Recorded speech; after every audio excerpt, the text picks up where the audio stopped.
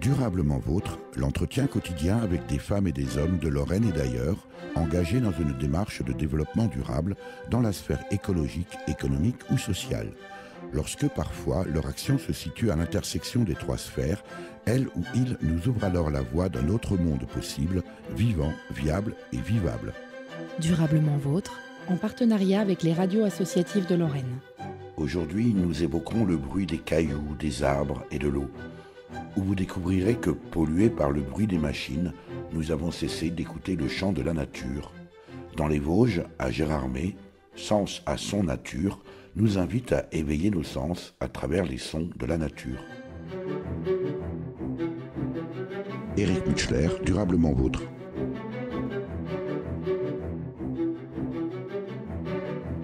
Sylvie Triboulot, bonjour. Bonjour. Merci de nous recevoir chez vous.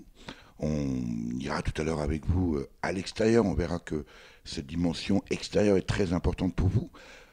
Sens à son nature. Expliquez-nous le concept, Sylvie Triboulot.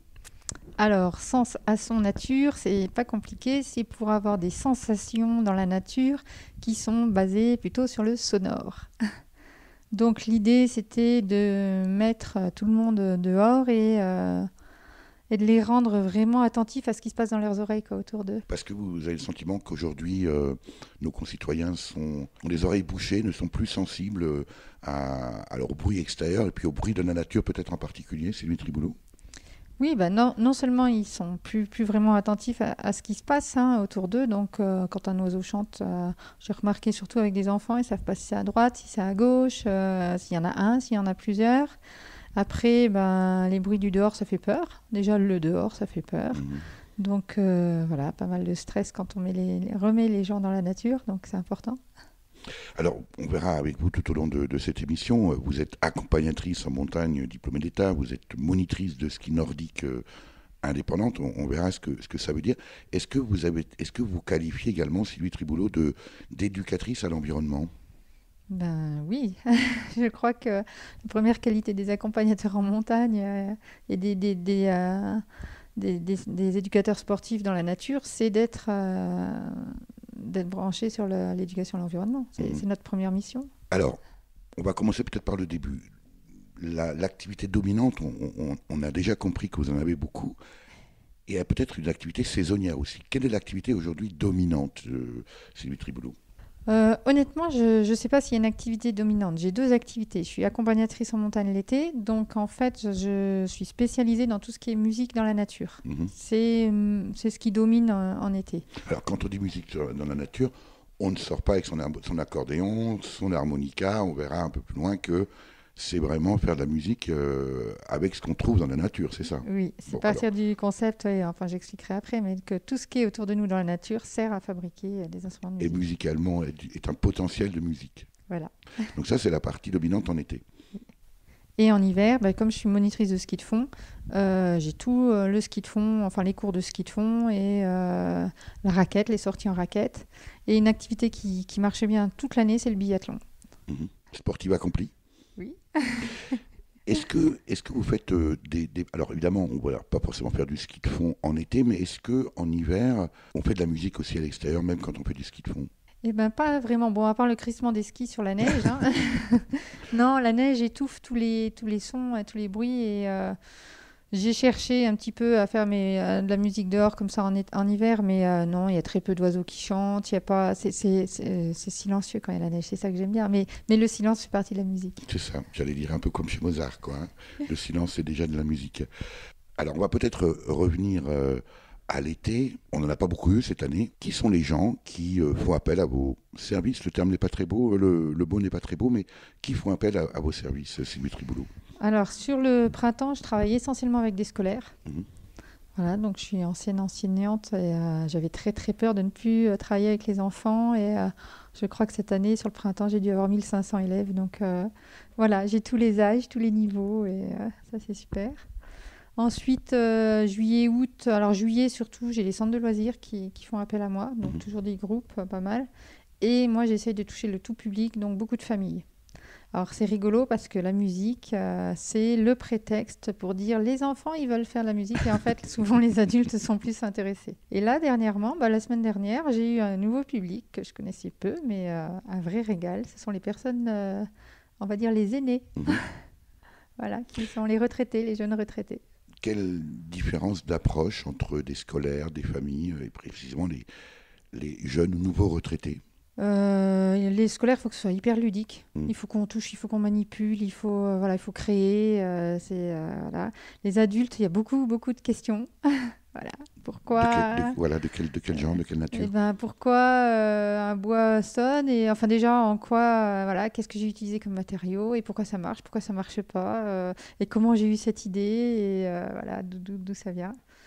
Et puis les personnes retraitées, là c'est complètement une autre approche, c'est beaucoup plus centré sur soi, c'est sur le bien-être, être bien, on est bien ensemble.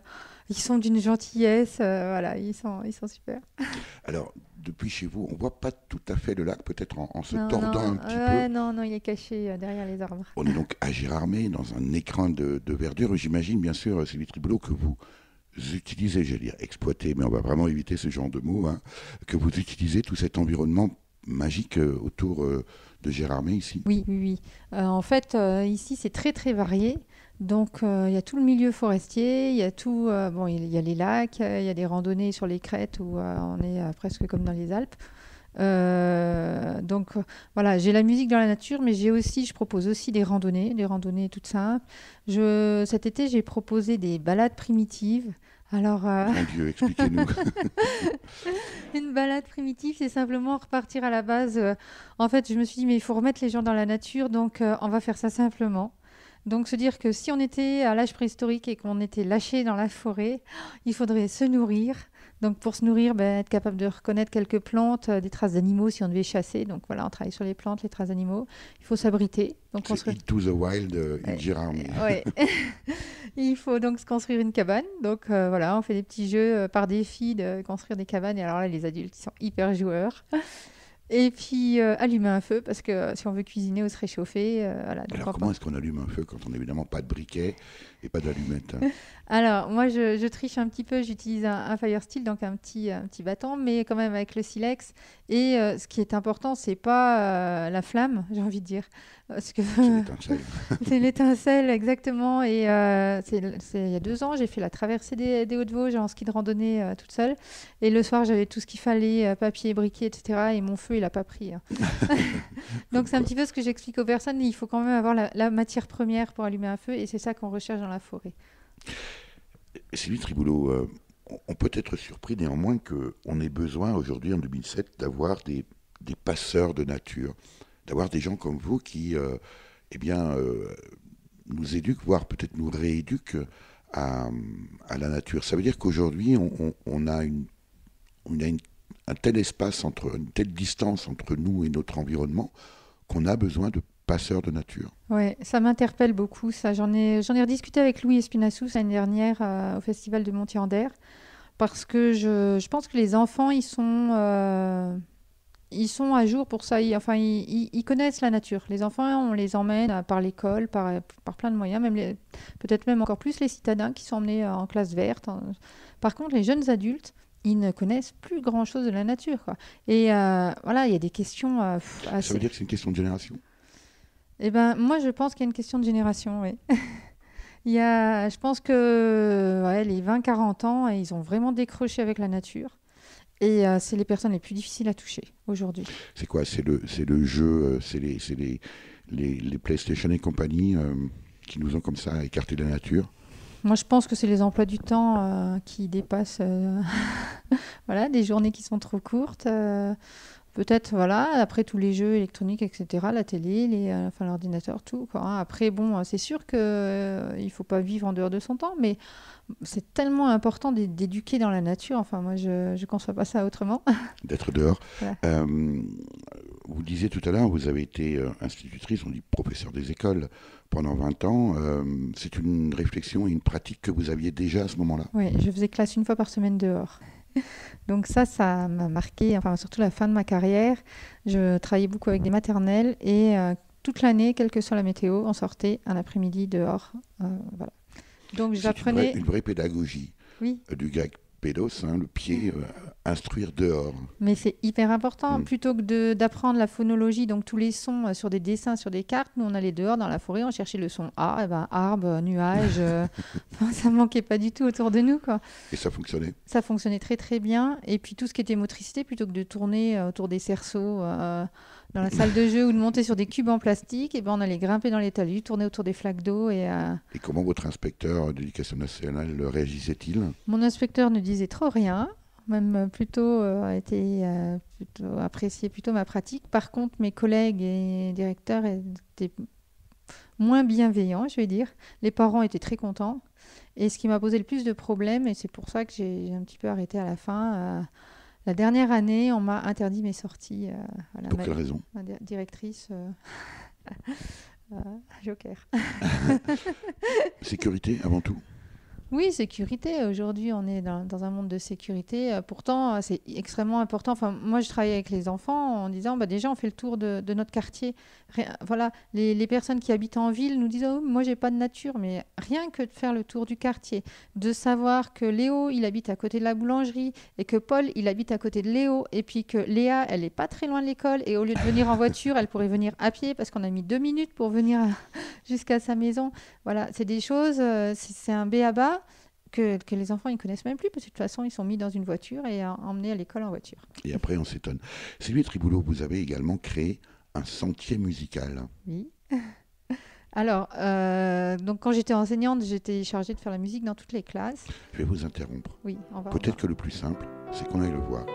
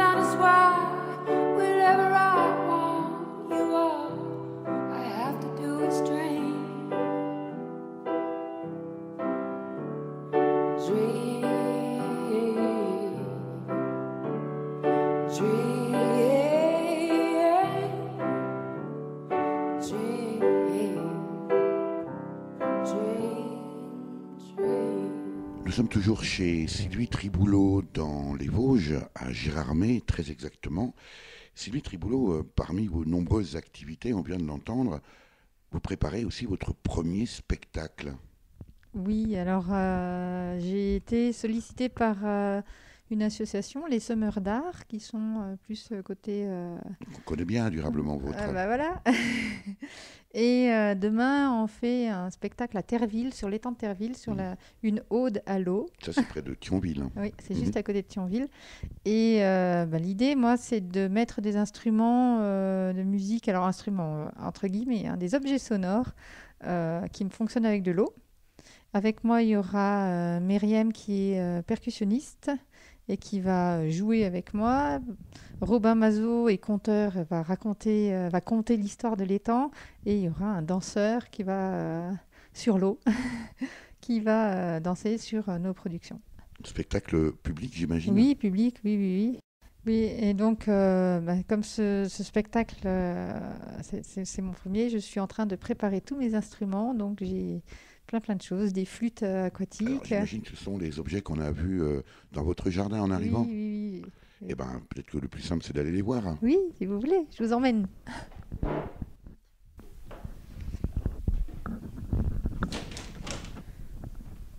Attention le chat. Durablement vôtre, Éric Mutschler. Alors, on est accueillis dans votre jardin, Sylvie Triboulot. Le chat également nous a accompagnés. Oui. On est devant votre potager. Et puis, alors, il y a des demi-fûts. Ce sont des anciens... Des tonneaux que j'ai coupés en deux. Des tonneaux qui, malheureusement, étaient coupés en deux, mais j'imagine qu'il peut... Non, c'est de la récup. Hein. Ce sont des vieux tonneaux qui ne fonctionnaient plus. Donc, voilà. Alors, à nos pieds, comment est-ce que vous pourriez décrire... Alors, pardonnez-moi, mais ça fait un peu penser, vous savez, aux déboucheurs d'évier. Oui, tout le monde l'a dit. Dans la forme, mais en réalité, ce sont des calebasses. Voilà, Comment calebasses. est-ce qu'on pourrait décrire ça radiophoniquement, Sylvie Alors, Triboulot ? des calebasses coupées en deux, donc ce sont des... Vous avez la manie de tout couper en deux, hein. Les tonneaux, les calebasses. Oui. Donc, donc, ce sont des demi-boules, hein, des demi-sphères, et qui sont percées pour laisser passer une flûte.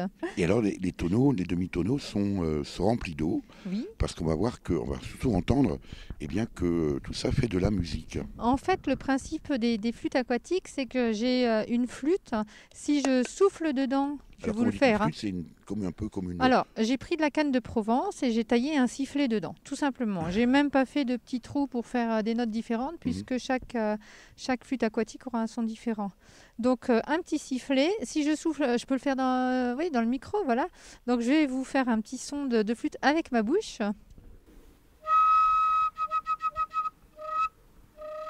Jusque-là, c'est une flûte. Voilà, jusque-là, c'est une flûte. Sauf que dans ma demi-sphère de calebasse, j'ai fait un trou pour enfiler ma flûte. Donc, vous imaginez un tube qui sort d'une calebasse. Effectivement, ça ressemble à un déboucheur.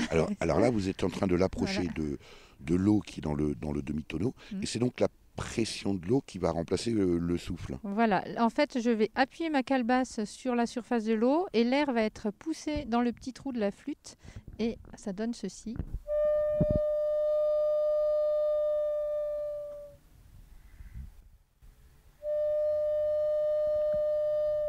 Et selon la flûte que je prends, je n'aurai pas la même sonorité du tout.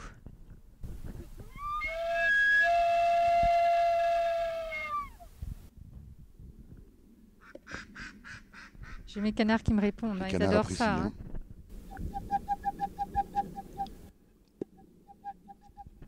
J'ai l'habitude de le faire sur le lac de Retournemer et quand je le fais au printemps, j'ai tous les petits canetons qui viennent. Voilà. Le chat aussi. Alors là, vous avez 3 calebasses avec 4 avec équipées de flûtes. Qu'est-ce qu'il y a d'autre dans votre malle? Dans ma malle à trésor, là, j'ai trésor. également des calebasses qui ne sont pas percées, hein, qui servent de tambour aquatique, tambour d'eau, ce qu'on appelle. Donc si je... Alors, je vais passer le micro, voilà. Si je tape sur ma calebasse sans qu'elle soit dans l'eau, ça donne un son assez mat. Une fois que je l'ai posée sur l'eau, toute la résonance va dans l'eau.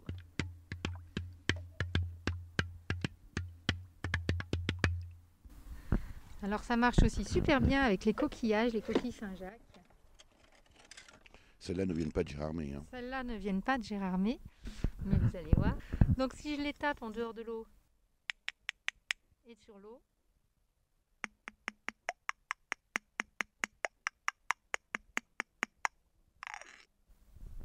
Alors, si vous voulez des coquillages de Gérardmer, j'ai ce qu'il faut dans ma malle. J'ai des anodontes. Des espèces Alors, d'immenses moules. Les anodontes, c'est des grosses moules d'eau douce qui ont été récupérées dans les étangs. Il y en a dans le lac de Gérardmer. On a un club de plongée à Gérardmer qui nous fait des images. Il y en a aussi à Retourne-Mer. Il y en avait avant dans la Vologne, dans la rivière. Et celles qui étaient dans la Vologne, dans les rivières, avaient des perles. Et oui, comme dans C'est la pour Loire. ça que Gérardmer, c'est la perle des Vosges. Bien joué. Par contre, à Retourne-Mer, là où je travaille, il n'y en a pas. Alors...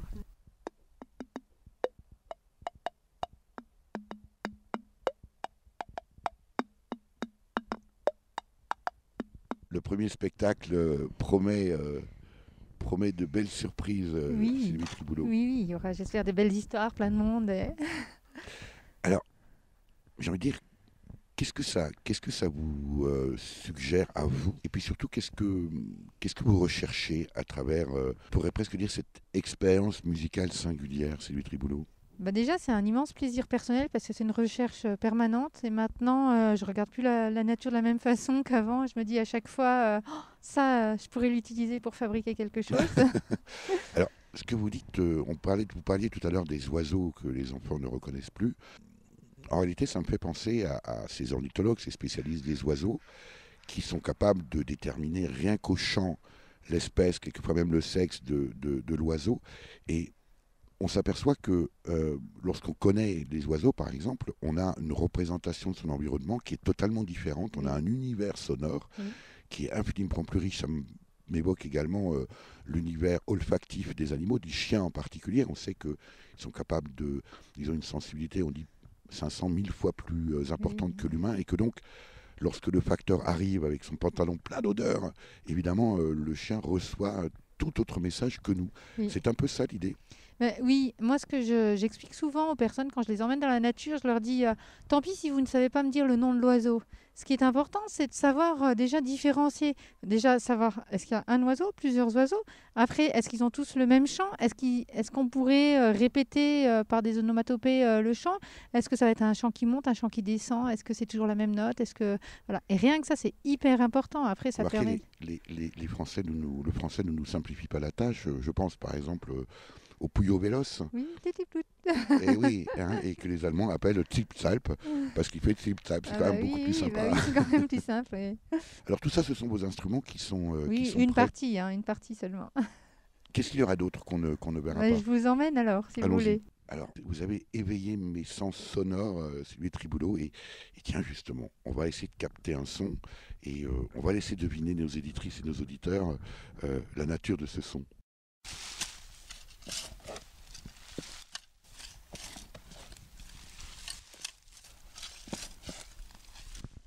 Et ben voilà, c'est Jean-Marie, votre mari, qui cultive, qui bêche son potager. Oui, vous avez donné des idées. C'est bien. Merci Jean-Marie, on va vous laisser travailler. Il a un bon rythme. C'est le rythme important dans la musique.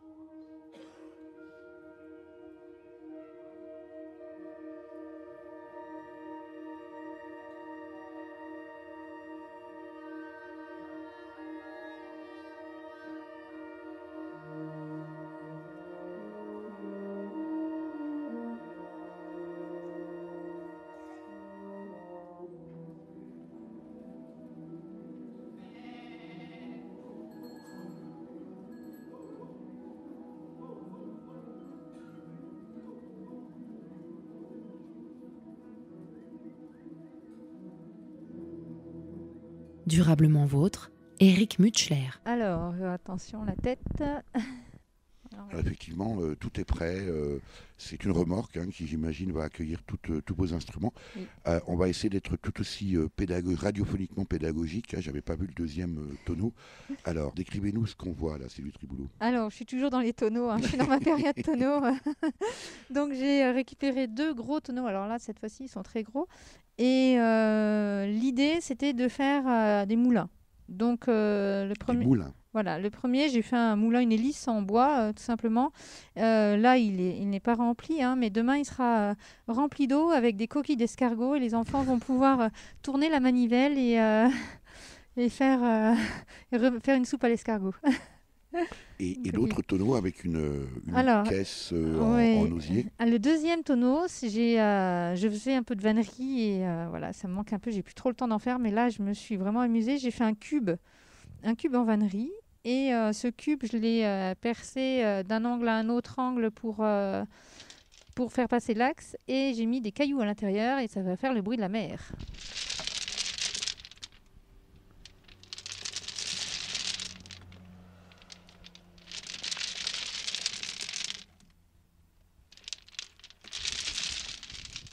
Voilà. Et alors l'idée, c'est de le faire en beaucoup plus grand. Là, ça y est, ça me donne... En fait, de faire en pas très grand, ça me donne vraiment envie de faire des grandes choses. On continue cette balade musicale singulière, naturelle avec vous, Sylvie Triboulot, ici à Gérardmer. Après, c'est...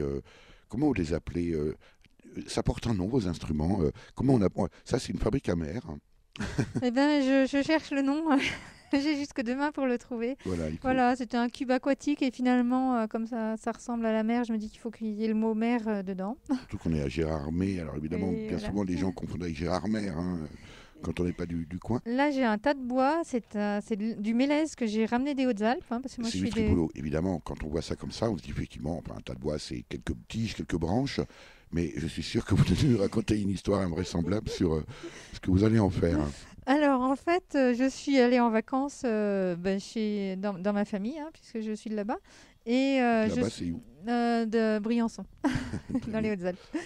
Et je suis tombée par hasard sur le Sentier des Fées, donc un sentier magnifique où il y a eu un appel à projet pour des artistes et on marche pendant 2h30, 3 heures en montagne avec des œuvres d'art posées à droite, à gauche dans la montagne. Et là, je me suis dit, waouh! C'est pas du land art. C'est pas du land art, non, c'est vraiment des grandes œuvres d'art. Et voilà, quand je suis redescendue, mon frère est forestier là-haut. Et je me suis dit, mais il n'y avait pas de xylophone. J'étais dans des super mélésins. Donc, je l'ai appelé le soir et je lui ai dit, écoute, est-ce que tu sais s'il y a déjà des xylophones qui ont été faits en mélèze? Parce que moi, j'en ai fait en chêne, en sapin, en hêtre, en épicéa, en frêne, enfin voilà, avec toutes les essences locales des Vosges. Mais en mélèze, j'en avais pas. Et donc, mon frère m'a dit, attends, je te ramène des branches. Ça sert un frère forestier. Voilà. Et il n'attend plus qu'à être écorcé et je vais le travailler pour voir. Alors, je ne suis pas sûre que ça sonne. Mais l'idée, il faudra nous le dire. En fait, c'est ça mon travail. C'est ça que j'adore. C'est parce que je passe mon temps à expérimenter. Alors, des fois, ça marche, des fois, ça ne marche pas. Mais c'est pas grave. Voilà. Vous vous définissez comme artiste, Sylvie Triboulot? Eh bien, de plus en plus, mais je n'ai pas le statut d'artiste. Chercheuse? Chercheuse, non, curieuse de nature. Curieuse de nature. Alors, moi j'ai été frappé par ce cube aquatique, vous disiez, parce que ça fait la mer. Alors, pour être tout à fait franc, Sylvie Triboulot, au départ on se dit, elle est un peu perchée la dame quand même, à faire du bruit avec tout et n'importe quoi. Et puis, en vous écoutant, en vous suivant, en regardant vos instruments, déjà on est frappé par l'extrême ingéniosité, ça j'aimerais que vous nous en disiez 2 mots. Et puis finalement, on est comme happé par une espèce déjà de bruit, mais de son, un peu comme les odeurs, mais là c'est des sons. Et puis c'est d'une incroyable poésie. Oui, et vous savez, quand je fais mes animations comme ça sur la musique de la nature, par exemple, quand on commence à jouer du caillou, comme là,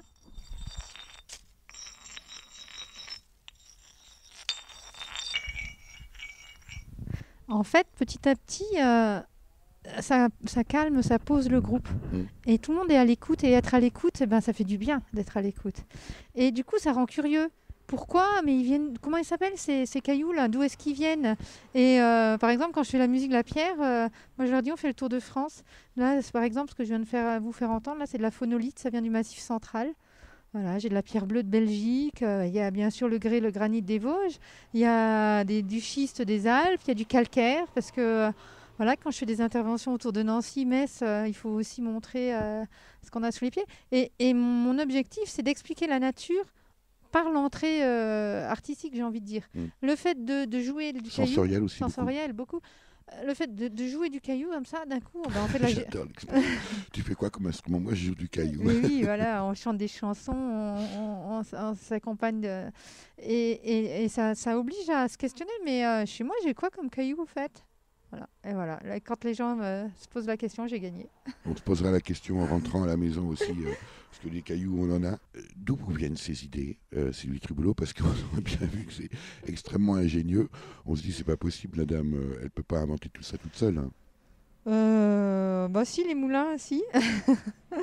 Je sais pas, hein, quand on crée quelque chose, d'où viennent les idées? Bah, du plus profond de soi-même, je crois. Mais vous avez des ouvrages quand même. Oui, vous alors cherchez aussi.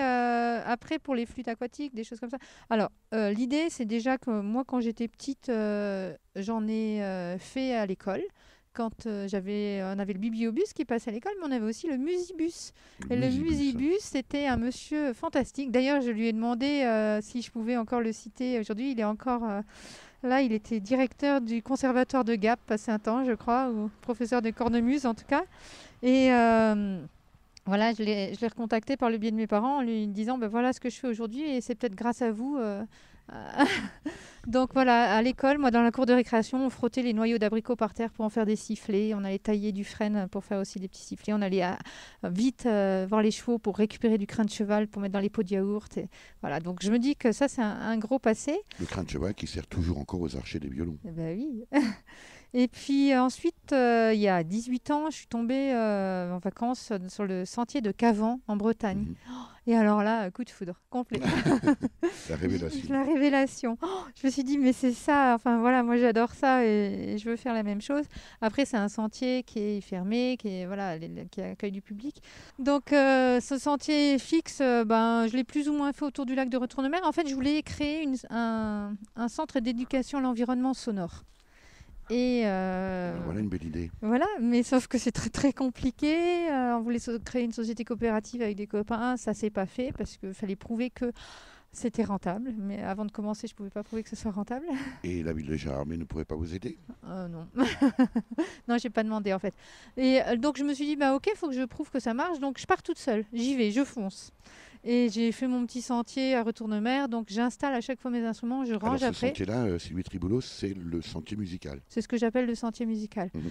Et alors, donc j'installe à chaque fois et je range à chaque fois. Donc, en fait, je me suis rendu compte que c'était génial parce que mon sentier, je le mets où je veux.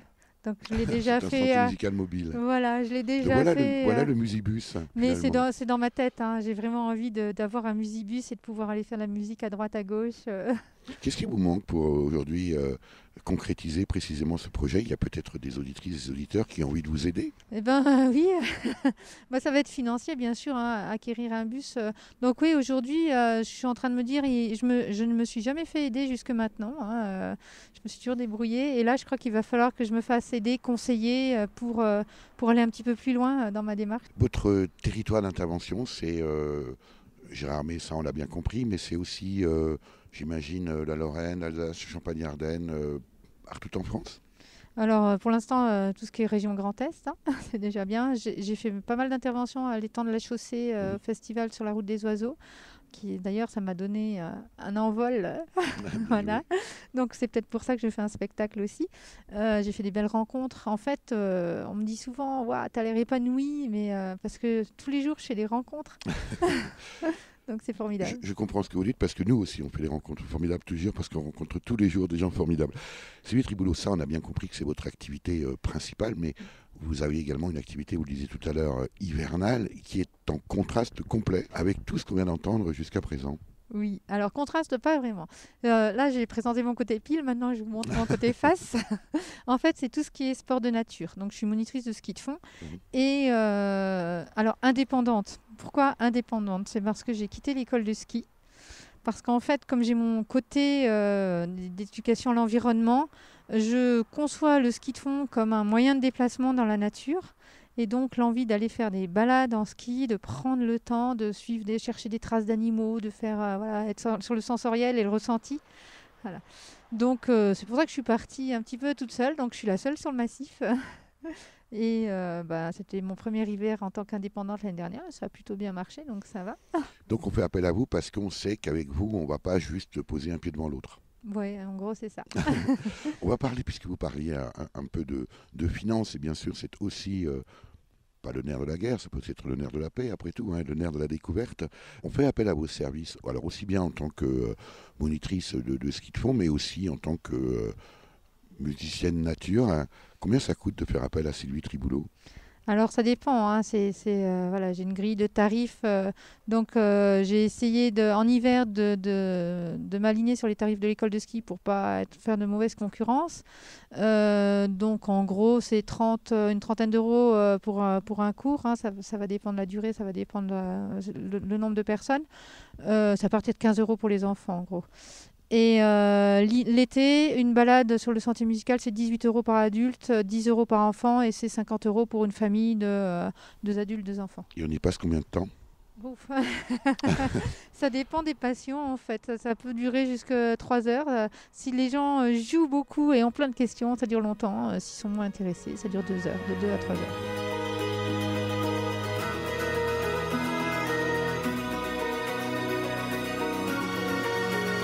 Against the waves with our swords in our hands, against the sea with our backs to the walls, against the stress in the presence of our enemies, against the storms roaring at our faces, a cry rang out throughout the skies, a beckon, the flight of the cranes, the call of the mountains.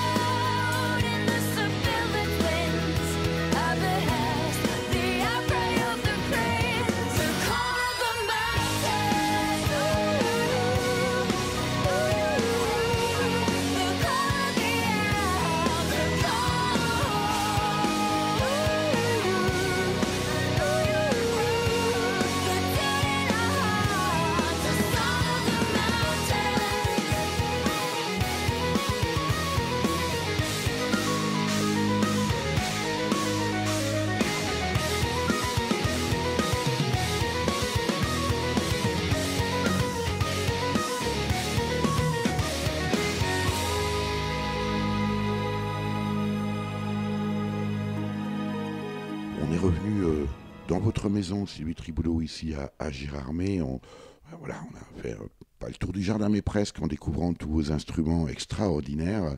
Vous nous expliquez également ce travail de monitrice de ski nordique indépendante, ça on l'a bien compris, c'était très important, mais vous pratiquez également le biathlon.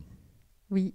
Alors, biathlon, c'est tir à la carabine et alors ski de fond en hiver et course à pied en été. Discipline olympique. Oui, bientôt la Coupe du Monde au Grand Bornand. Et en fait, moi, j'adore ce sport parce que j'en ai fait quand j'étais jeune. Et puis, donc, j'ai acheté des carabines électroniques, des carabines finlandaises. Donc, en fait, tout marche comme un appareil photo. Et j'aimais beaucoup ce concept parce que c'est pas dangereux, donc je peux en faire partout. J'en ai fait il y a 15 jours avec le raid de la Saharienne en plein centre-ville de Metz sur la place de la République. La semaine prochaine, je les emmène en Sardaigne. Et surtout, donc c'est pas dangereux et c'est propre. Donc il n'y a pas de plomb, il n'y a pas de balles, il n'y a rien dans la nature. Et je me dis que voilà, les sports de nature, c'est bien, mais il faut arriver petit à petit à respecter notre environnement. Et voilà. Et puis une carabine sans balle, c'est toujours sympa. Oui. Sylvie Triboulot, on a compris que voilà, c'était pratiquement dans vos gènes. Vous l'avez dit, vous avez grandi en montagne à Briançon.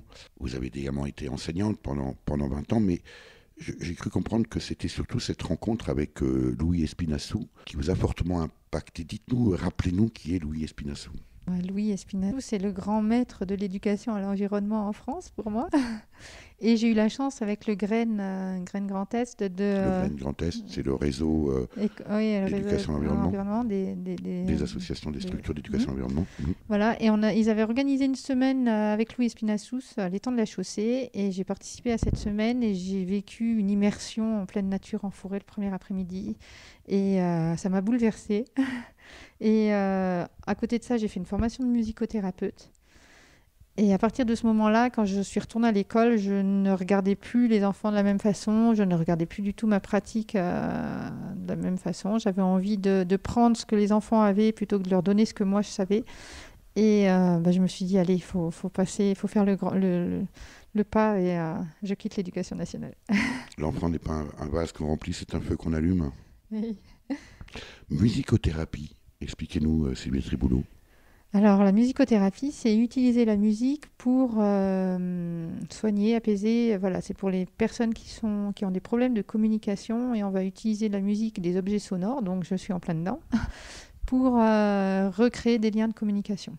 Donc, on crée des liens avec la nature, en éducation à l'environnement, et en musicothérapie, on crée des liens entre les hommes grâce à la musique. Sylvie Triboulot, on l'a compris, vous êtes originaire de Briançon. Qu'est-ce qui vous a amené ici à Gérardmer dans les Vosges? J'ai rencontré un forestier, Vosgien. tout simplement, Vosgien. Et les Vosgiens, on a du mal à les faire bouger. Donc voilà, je suis rentrée, j'étais étudiante à Besançon, donc j'étais pas très loin quand même. J'étais étudiante en STAPS, en sport. Et puis voilà, je suis rentrée à l'école normale, enfin l'UFM à Épinal. Alors, vous ne seriez pas aujourd'hui dans le domaine artistique bien singulier de la musique naturelle, je ne sais pas si on peut appeler ça comme ça. Vous feriez quoi, Sylvie Triboulot? C'est une question piège. Du sport. Du sport de pleine nature. Oui. Oui, non, je sais pas. Honnêtement, je sais pas. Sylvie Triboulot, vous avez des enfants? Oui, j'ai 4 enfants. Ah oui. Et vous j'ai bien travaillé. Et j'imagine que vous les emmenez en nature. Quel âge ont-ils? Alors, la plus jeune, elle a 15 ans et l'aînée a 21 ans. Donc là, ils ne sont plus trop à emmener dans la nature. J'imagine peut-être qu'ils y vont tout seuls. Est-ce qu'ils sont impactés par votre travail? Oui, je pense, oui. Ils sont tous sportifs dans la nature, musiciens, et voilà. Donc, oui, je pense que... Avec des métiers qui sont en lien avec ces approches-là? Alors, la plus jeune, elle vient de rentrer au lycée, mais elle est biathlète en sport espoir. Après, Augustin, il est en première et il fait de l'aviron, lui. Louis est rentré à l'ANSTIB, à l'école des ingénieurs du bois. Voilà, donc, papa forestier, ça s'impose. Donc voilà, de temps en temps, quand je bricole en bas, il me dit, c'est pas comme ça qu'il faut faire. Et l'aîné est en licence tourisme professionnel. Voilà. Il fait du trail beaucoup, il passe son temps à courir dans la montagne. Voilà. Tout ça est en lien avec à la fois votre métier, votre passion et celle de votre mari. Finalement. Mais c'est par rapport à l'éducation qu'on leur a donnée, parce que quand ils étaient petits, tous les week-ends, tout le temps, on allait marcher en forêt, marcher en montagne avec eux. Et je pense que c'est indispensable dans l'éducation des enfants. L'invité de Durablement Vôtre, coup de gueule ou coup de cœur?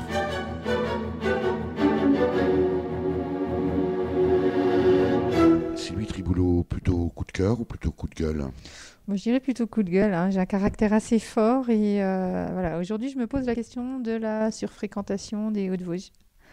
Voilà, j'ai été un petit peu choquée l'hiver dernier après une sortie raquette, 1 heure de bouchon entre le Honeck et la Schlourte pour redescendre ici. Je me suis dit ça c'est pas normal. Et surtout cet été, j'ai jamais vu la montagne aussi sale. mais vraiment sales. Il y a du papier toilette derrière chaque arbre. Donc je me suis amusée à poser des petites pancartes, comme quoi c'était pas des toilettes, hein, puisque moi je posais mes instruments de musique.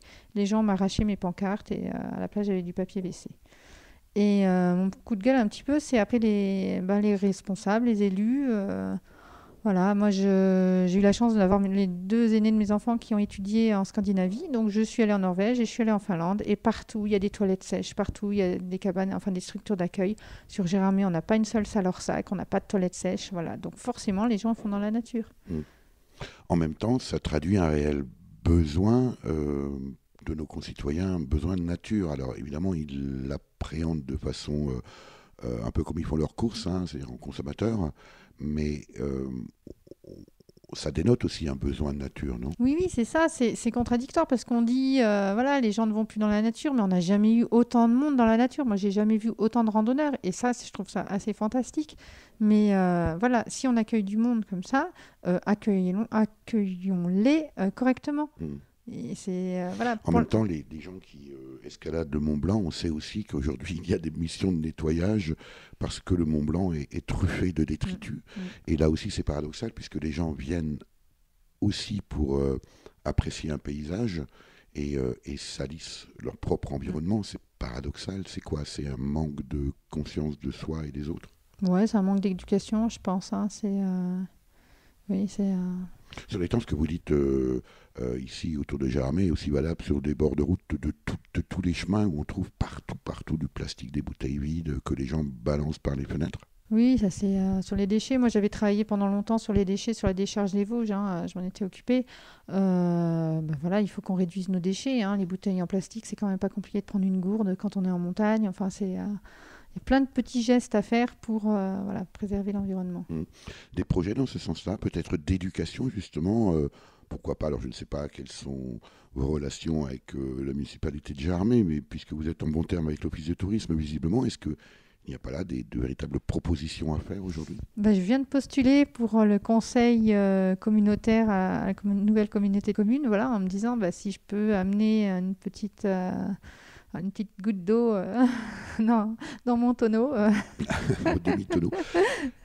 Ce que vous dites là, Sylvie Triboulot, est intéressant parce qu'on a parfois le sentiment que, et nous on s'en rend bien compte à travers Durablement Vôtre, des gens qui sont, des hommes et des femmes et des hommes qui sont très impliqués dans la protection de la nature et qui souvent hésitent à franchir le pas, on va dire politique, c'est-à-dire de s'impliquer dans la vie de la cité, un peu comme si le monde était partagé en deux, ceux qui agissent sur le terrain et puis ceux qui gèrent la cité.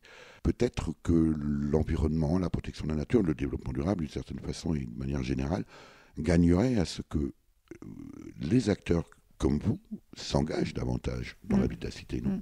Oui, je pense que c'est important. C'est vrai que les dernières élections ont fait réfléchir et on se dit, mais si on veut que ça change, il faut s'engager. Donc je pense qu'il faut s'engager déjà au niveau local, ça c'est évident. Et puis le faire petit à petit et puis aussi essayer d'agir dans la formation, je pense, être un petit peu présent là ce week-end, le week-end prochain. Là, on va avoir un week-end sortir avec le réseau d'éducation à l'environnement et on va se retrouver.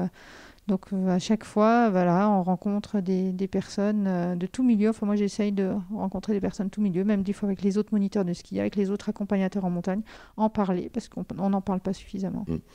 Est-ce que en même temps le moment n'est pas favorable ? Est-ce que il y a 10 ans encore, le terme écolo avait une vocation très péjorative ? Est-ce que vous avez le sentiment, malgré l'accumulation des déchets dans la nature, que précisément le moment est venu et que les gens sont potentiellement ouverts aujourd'hui à ce type d'action ? Je vais pas dire, je suis pas d'accord. Il y a 10 ans, on était peut-être plus en avance que maintenant. Moi, il y a 10 ans, j'étais présidente d'une association pour fermer la décharge des Vosges. C'était en 2002. Donc il y a plus que 10 ans, 15 ans, et on parlait de l'objectif zéro déchet, et on était engagés au niveau politique, au niveau départemental. Moi, j'ai fait plein de réunions avec M. Poncelet à l'époque, et on parlait du zéro déchet. Enfin, d'ailleurs, il y a plein de cantons, on est sur la pesée embarquée, et aujourd'hui, en zone touristique sur Gérardmer, la pesée embarquée, ça paraît impossible puisque les gens viennent en vacances et alors on ne peut pas trouver d'aménagement possible pour les vacanciers, pour leurs poubelles. Moi, je pense que la réflexion, elle n'est pas suffisante. Si, on va y arriver. Merci, Sylvie Triboulot. Merci à vous. Pour en savoir plus sur les nombreuses activités que propose Sylvie Triboulot, rendez-vous sur son site à l'adresse www.sens-a-son au pluriel nature.com. Vous avez pu écouter dans l'ordre Dreams dans la version de Cat Power parue sur l'album The Greatest sorti en 2006, un extrait de Mont Blanc du compositeur autrichien Otto Schwarz créé également en 2006 et interprété ici par l'Union musicale de Gérard May. Et enfin The Call of the Mountains, l'appel des montagnes, par le groupe de folk metal suisse Helvehiti, sorti en single en 2014. À la technique et au montage, Véronique Olivier. Vous pouvez réécouter cette émission dès la semaine qui suit sa première diffusion sur le site www.durablementvôtre.fr.